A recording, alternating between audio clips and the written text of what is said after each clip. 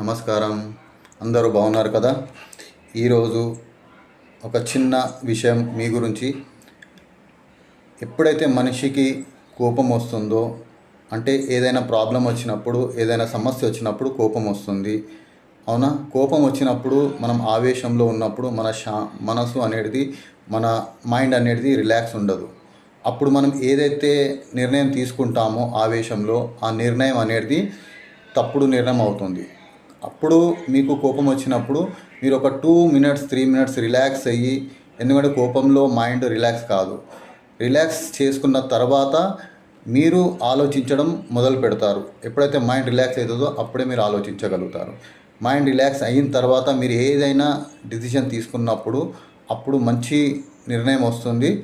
ఆ నిర్ణయం ద్వారా మీకు మంచి రిజల్ట్ కూడా వస్తుంది. కాబట్టి ఆవేశంలో ఎప్పుడూ ఏ నిర్ణయం తీసుకోకండి.